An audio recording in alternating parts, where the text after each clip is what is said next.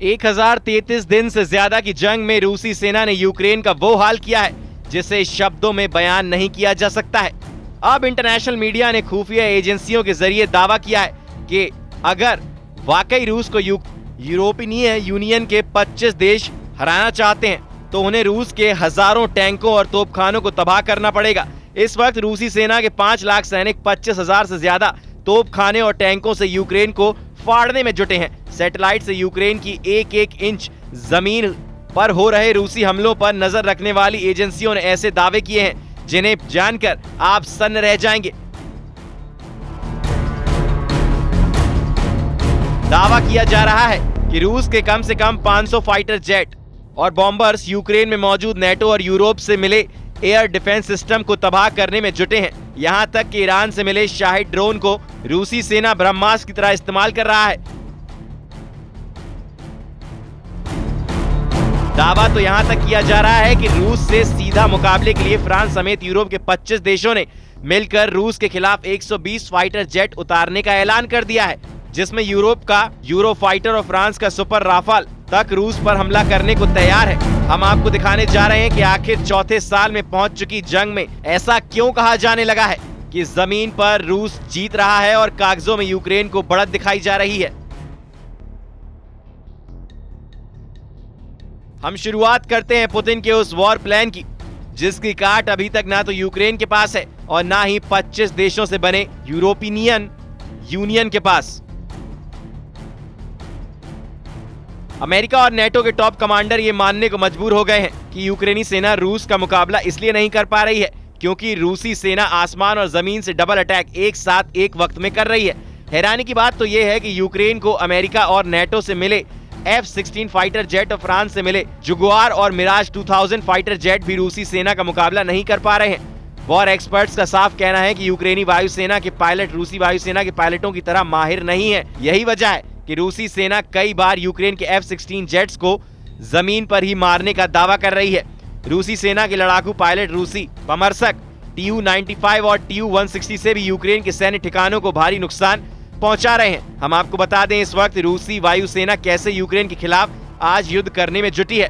इस वक्त रूस के सुखोई 27, सुखोई 35, सुखोई 34, मिग-29 यूक्रेन के लिए काल बन चुके हैं। हालात ये हो गए हैं कि रूसी वायुसेना कई F-16 मारने का दावा कर चुकी है। रूसी वायुसेना का यह भी दावा है कि उसने यूक्रेन को फ्रांस से मिले जगुआर और मिराज 2000 जेट्स को भी रूसी सीमा में घुसने नहीं दिया है। हालांकि यूक्रेनी वायुसेना का दावा है कि F-16 जेट और मिराज 2000 ने रूसी की इस्कंदर मिसाइल, शाहिद ड्रोन और किंजल जैसी मिसाइलों को यूक्रेन पर हमला करने से पहले मार गिराया है। लेकिन इंटरनेशनल वॉर एक्सपर्ट्स का साफ कहना है कि रूसी वायुसेना के सामने यूक्रेनी वायुसेना बेहद कमजोर साबित हुई है। दावा किया जा रहा है कि रूसी जेट बाज की तरह झपट्टे मारते हुए यूक्रेनी वायु सैनिक अड्डों और सैन्य ठिकानों पर हमला करने में जुटे हैं। यूक्रेन के राष्ट्रपति व्लादिमीर ज़ेलेंस्की ने कहा है कि रूसी हमलों की भौगोलिक स्थिति और क्रूर हमले सचमुच हर रोज रात में दिखाई देते हैं। पुतिन को कूटनीति की कोई परवाह नहीं है। पिछले कई हफ्तों से बिना शर्त युद्ध विराम के लिए यूएस का प्रस्ताव आ रहा है और लगभग हर दिन इस प्रस्ताव के जवाब में रूसी ड्रोन, बम, तोपखाने, गोलीबारी और ब्लास्टिक हमले होते हैं। रूस पर दबाव बढ़ाया जाना चाहिए। सभी कठोर उपाय जो युद्ध छेड़ने और उस व्यवस्था को बनाए रखने की उसकी क्षमता को तोड़ सकते हैं जो युद्ध के अलावा कुछ नहीं चाहती। रूस के खिलाफ प्रतिबंध जरूरी है। यूक्रेन के लिए ज्यादा हवाई सुरक्षा जरूरी है। सभी साथियों के बीच ज्यादा सहयोग और एकता जरूरी है। 1033 दिन से ज्यादा की जंग में पुतिन ने यूक्रेन के 22% से ज्यादा इलाके पर कब्जा कर लिया है। इधर ट्रंप और पुतिन के याराना से सबसे ज्यादा खौफ में ज़ेलेंस्की से ज्यादा नेटो देश आ चुके हैं, क्योंकि नेटो के चीफ मार्क रूटे साफ कह चुके हैं कि अगर पुतिन के रूस पर नेटो ने लगाम नहीं लगाया तो पुतिन का रूस नेटो देशों पर हमला करने से जरा भी नहीं चूकेगा। क्योंकि पुतिन ने उत्तर कोरिया के supreme leader Kim Jong Un के साथ मिलकर यूक्रेन युद्ध को विश्व युद्ध में बदलने में कोई कसर नहीं छोड़ी है। इन्हीं हालातों को देखकर ज़ेलेंस्की ने खुफिया इनपुट के आधार पर दावा किया है कि रूस हर हाल में नेटो देशों पर हमला करने जा रहा है, जिसके लिए रूस ने उत्तर कोरिया के साथ मिलकर 1.5 लाख सैनिकों की स्पेशल फोर्स तैयार कर ली है। जरा देखिए ज़ेलेंस्की क्या क्या दावे कर रहे हैं। ब्रिटिश अखबार द गार्जियन पर यूक्रेन के राष्ट्रपति ज़ेलेंस्की ने सनसनीखेज दावा किया है। ज़ेलेंस्की ने दावा किया है कि रूस अतिरिक्त 1.5 लाख सैनिकों की तैनाती नेटो देशों के बॉर्डर पर करने जा रहा है। रूसी सेना इस साल विस्तार कर रही है और यूक्रेन के कीव समेत 4 प्रांतों पर बड़े हमले करने जा रही है। रूस की नई सेना में 1.5 लाख सैनिक हैं। जिसमें उत्तर कोरिया के सैनिक भी शामिल होंगे।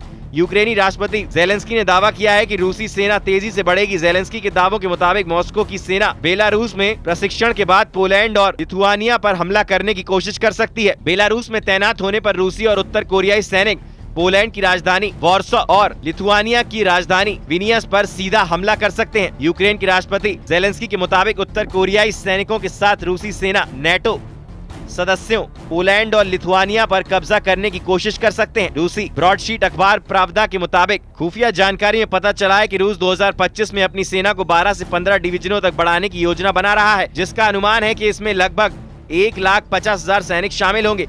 जेलेंस्की का साफ कहना है कि रूस की सेना आकार और संख्या में यूक्रेन से दोगुनी है। आज यूक्रेन की सेना अपनी 110 ब्रिगेड के साथ रूस की 220 ब्रिगेड से मुकाबला कर रही है। ऐसे हालात में रूस अतिरिक्त 1.5 लाख सैनिकों के साथ नेटो देश पोलैंड और लिथुआनिया पर हमला आसानी से कर सकता है। राष्ट्रपति जेलेंस्की को लगता है कि अगर यूरोपीय देश अपने तोप, टैंक और रॉकेट सिस्टम बड़ी संख्या में दे दें तो यूक्रेन सेना रूस के कुर्स्क बेलगर्द में जमकर हमला कर सकता है, क्योंकि यही वो इलाके हैं इस वक्त यूक्रेन के लिए चैलेंज बन चुके हैं, जो रूस की हार जीत का फैसला कर सकते हैं, क्योंकि रूस ने पहले ही यूक्रेन के 4 प्रांतों पर लगभग कब्जा कर चुका है। डोनेत्स्क, खार्किव, खेरसोन और लुहानस्क पर रूस ने अपनी तोप खाने और टैंकों की बदौलत यूक्रेन की धज्जियां उड़ा रखी हैं। हम आपको दिखाते हैं कैसे रूस ने 25,000 से ज्यादा तोपों को यूक्रेन के खिलाफ इस्तेमाल किया है।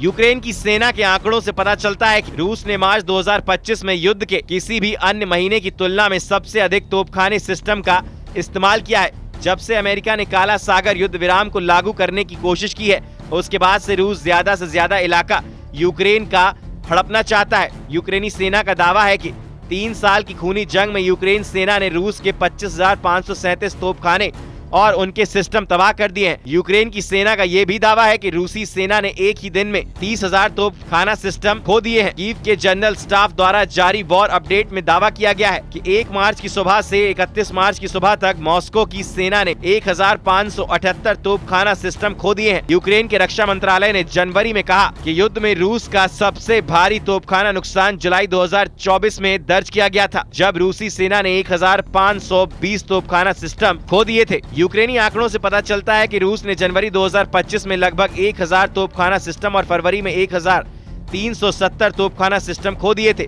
वहीं रूसी रक्षा का दावा है कि यूक्रेन ने 23,130 फील्ड आर्टिलरी पीस और मोटर खो दिए हैं। इसके अलावा 1,533 मल्टीपल लॉन्च रॉकेट सिस्टम भी यूक्रेन के तबाह हो चुके हैं, जिसमें हिमराज सिस्टम भी शामिल है। रूसी सेना ने तोपखाने की दम पर यूक्रेन के मिकोलाइव, चर्नेव, जापोरिजिजिया, खेरसोन, लुहानस्क, खार्किव प्रांतों पर पूरी तरह से कंट्रोल करने का दावा किया है। वहीं दूसरी तरफ भयानक गर्जना के साथ दहाड़ते यूरोप के फाइटर जेट रूस से सीधी जंग के लिए तेजी से तैयार हो रहे हैं। पश्चिमी मीडिया का दावा है कि फ्रांस, ब्रिटेन, जर्मनी, पोलैंड जैसे देशों को खुफिया जानकारी मिली है कि रूस बेहद तेजी से यूक्रेन के साथ साथ रूस से सटे यूरोपीय देशों को तबाह करने जा रहा है। दावा तो यहाँ तक किया जा रहा है कि नेटो देशों के हजारों टैंक, तोप, मिसाइलें और सैकड़ों फाइटर जेट, जिसमें राइफल, मिराज और यूरो फाइटर जेट शामिल हैं, वो रूस के सुखोई और मिग सिराज के लड़ाकू विमानों से आमने सामने की डॉग फाइट के लिए तैयार हो रहे हैं।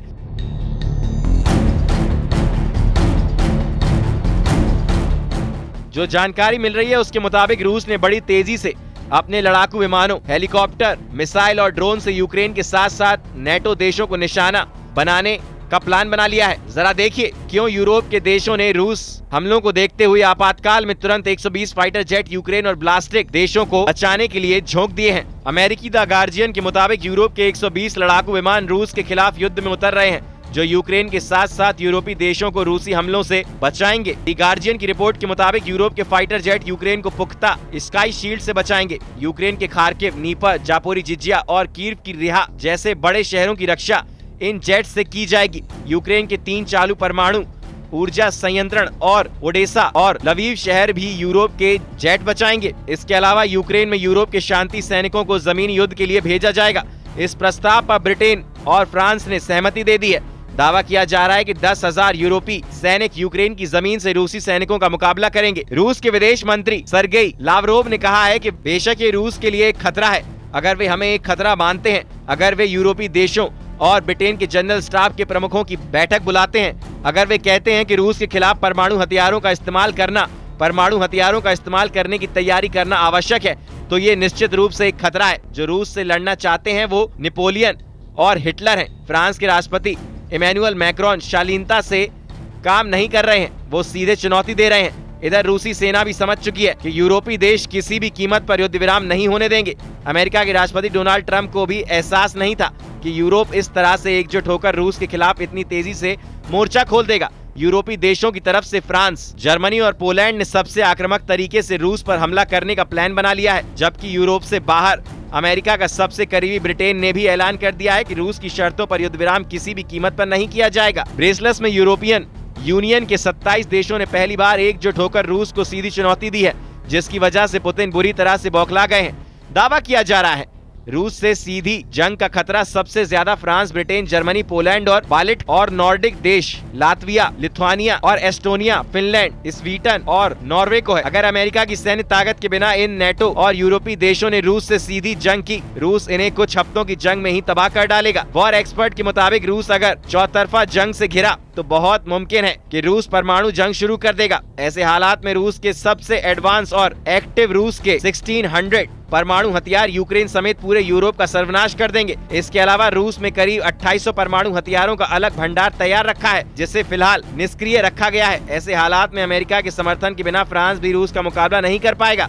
यूरोप में फ्रांस ही अकेला ऐसा देश है जिसके पास 290 परमाणु हथियार हैं, जबकि यूरोप से अलग ब्रिटेन के पास 225 परमाणु हथियार हैं। अगर फ्रांस और ब्रिटेन दोनों देशों के परमाणु हथियारों को मिला दें तो उनके 515 परमाणु हथियार हैं, जो रूस की बेहताशा परमाणु शक्ति के सामने ऊंट के मुंह में जीरे के बराबर है। हम आपको बता दें कि रूसी टेलीविजन पर ऐलान किया जा चुका है कि रूस की शैतान 2 थर्मोन्यूक्लियर मिसाइलें यूरोप को कुछ घंटों में भस्म कर देंगी। रूस की ये मिसाइलें जबरदस्त परमाणु क्षमता से लैस हैं। रूस तो पहले ही धमकी दे चुका है कि वो ब्रिटेन को पानी में डुबाकर खत्म कर देगा, जबकि पेरिस को सिर्फ 200 सेकंड में तबाह करने की धमकी दी गई है। परमाणु युद्ध होने की स्थिति में वॉर एक्सपर्ट्स के मुताबिक विनाश तय है। इधर बेल्जियम में यूरोप की एटमी धमकी के बाद से राष्ट्रपति ट्रंप के सलाहकारों ने ऐलान कर दिया है कि अमेरिका नेटो से बाहर जा सकता है, जबकि राष्ट्रपति ट्रंप ने 2-2 कहा है कि रूस को यूरोपीय देश अलग अलग नहीं कर सकते हैं। यूरोप युद्ध के पागलपन से खुद को बचाए, वरना तबाह हो जाएंगे। अब ऐसे हालात में आप अंदाजा लगा सकते हैं कि जमीन पर रूस किस तरह से यूक्रेन को रौंद रहा है। पुतिन का साफ कहना है कि जब तक यूक्रेन में रूस का स्पेशल ऑपरेशन पूरा नहीं होगा, तब तक जंग किसी भी कीमत पर नहीं रुकेगी।